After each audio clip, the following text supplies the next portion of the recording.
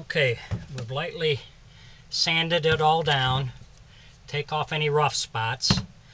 So now we're just going to use a basic white paint, and we're going to give this all a second coat, and you may have to do that a couple of times or you may not, just depends on how it comes out. Normally I just have to do it once.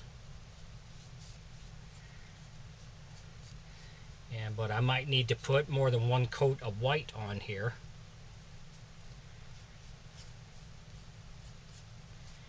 So if you enjoy my videos or you find them helpful, please like the video on my YouTube page and subscribe. I would appreciate that.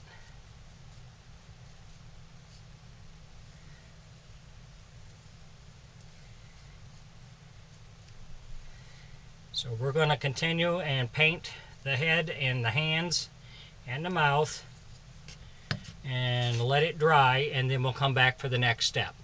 Thanks for watching.